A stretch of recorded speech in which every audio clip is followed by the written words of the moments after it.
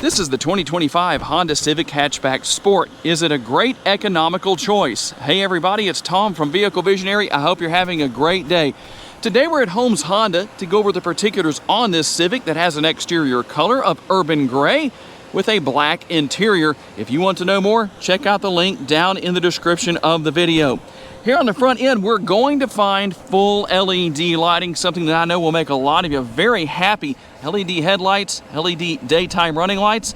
The turn signal indicators are also LED. That flickering effect that you see on the screen is not really happening unless you look through the lens of my GoPro. Not really something you can do. I have people ask about that. How do I make my lights flicker like that? Well, you can't. Overall, very nice body lines from front to rear, and a little bit more of a sleek look with the hatchback compared to the sedan. Only available in front-wheel drive. For those of you that want all-wheel drive, definitely not going to see that at least anytime soon. Maybe not ever with the Civic. Hard to say what might come in the future, but for now, this is what we have. 18-inch gloss black wheels that look very nice, and gloss black with the mirror caps. Now, the only thing missing with the mirrors here, well, two things. You do not have your turn signal indicators built in, and they are manually folding as opposed to power folding, but everything else is here. They're power adjustable. They are heated. You will also find blind spot monitoring built into the side view mirrors. As far as your remote goes, here is what you're going to find. Lock, unlock, remote start, and your panic button right here.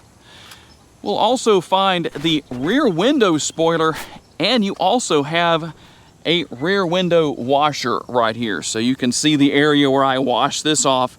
We'll finish things off here with the LED taillights. The Civic and Sport logo is back here.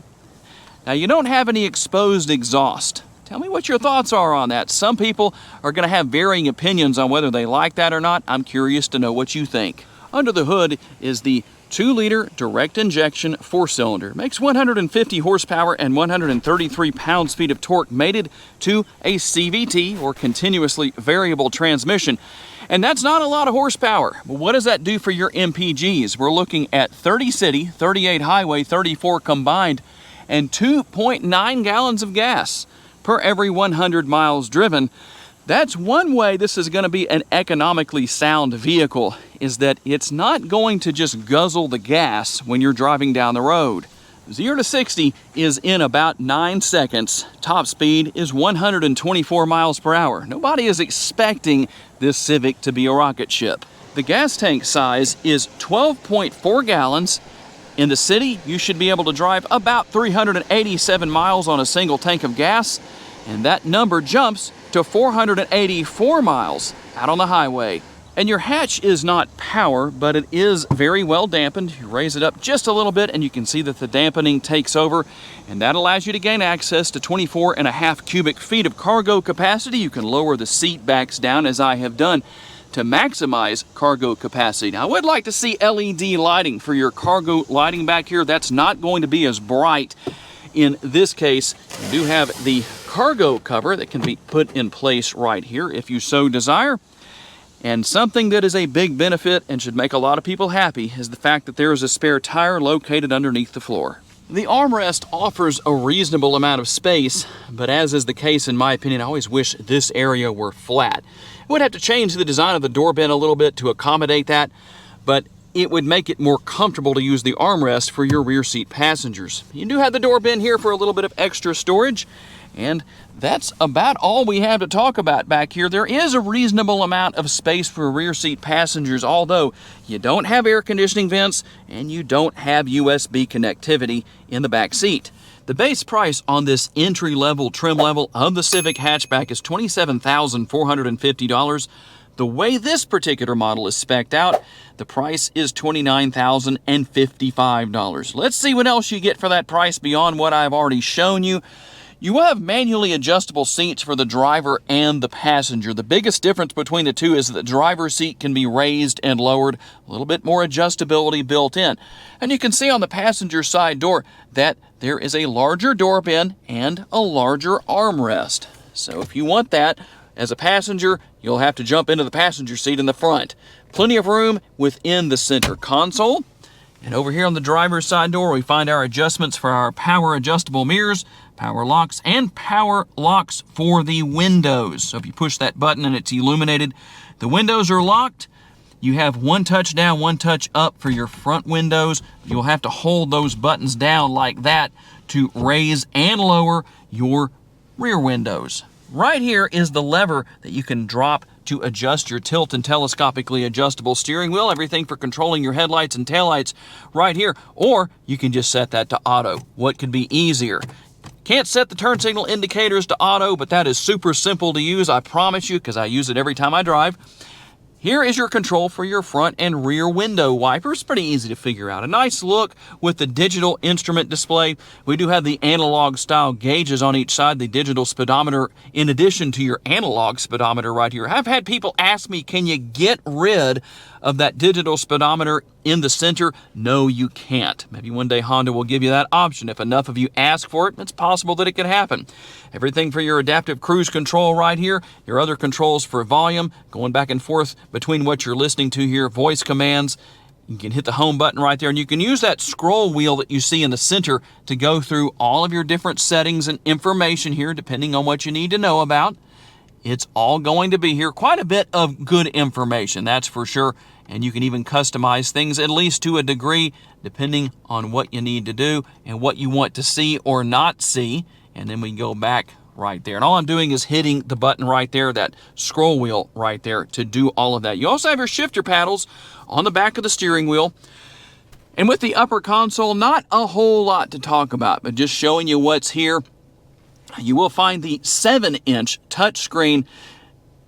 Whether it's the 7-inch or the 9-inch, depending on what trim level you go with, both are very easy to deal with. You can go here to menu. We can turn everything on and off depending on what we need to do. You've got your volume control right there to push everything, turn everything on and off. And you also have the control right there, the knob to go through your stations. All of that is going to be here. You will also find your multi-view rear view camera. 3 different views. As you can see, there's our second view and our third view, depending on what you need to see. You will find single zone climate control here. You can adjust the fan speed, the temperature, and to adjust the direction of airflow. That is what this dial is for. We'll find a couple of USB ports here and a 12-volt power outlet. A little bit of storage right here. No wireless charging pad in this case, but something that I think will make a lot of people happy will be the fact that the Civics don't come with a push-button shifter as some other Honda models do. And we can turn idle stop or the auto stop start feature on and off right here. Your power parking brake is here and brake hold mode. And how about the driving modes? Well, there are quite a few to choose from. We have normal, econ, and then we go back up here to sport mode. That's going to be the funnest to drive in my personal opinion. Cup holders are here. The center console lid doubles as an armrest. There is a reasonable amount of space within. You can put the tray in one of 2 different slots right there, or you can leave it out altogether. And it's easier to gain access to your capacity for storage within the center console. All right, here we go on our test drive with the Civic. And I know the main thing a lot of people are going to say is the Civic is underpowered. And while I confess it's not the most powerful thing on the road at 150 horsepower, if you drive it in sport mode, it should be just fine. I don't think anybody is going to buy this particular model with this engine under the hood and expect neck-snapping performance. But that's why it's always important to drive these cars for yourself. In normal mode, it gets up to speed just fine, but if you want that little bit of an extra boost, go into sport mode and it will be no problem whatsoever. I like that it's easy to see out of. That's always a good thing. Now, you don't have a sunroof here, but for some people, that is what you're looking for. I know if you're like me, I prefer no sunroof at all. And for those of you that do, well, obviously there are additional options for you where that's concerned. But I like how easy it is to see out of. You also have all those great safety features with Honda Sensing that we talked about earlier in the video. And also, you're going to have that blind spot monitoring built into your side view mirrors. And a very comfortable driver's seat. While this is a cloth interior, I still find it to be very comfortable. The seat is comfortable to sit in. Easy to adjust, very, very adjustable. I like that in that the seat and the steering wheel are adjustable to the point that no matter who you are, you should be able to set things up to where you're nice and comfortable. And for those of you who have this particular model, tell us how it works for a long road trip, multiple hours. I'm curious to know about that. Something I can't really do here. I'm only in the car for just a few short minutes, so I don't want to say what it may or may not be like in a situation where you're driving for multiple hours, but I think it would be just fine.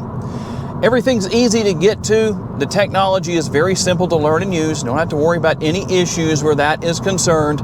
Overall, I'd say a very well-balanced car, in my opinion, for a very reasonable price. I know upwards of $30,000 is not exactly on the cheap side.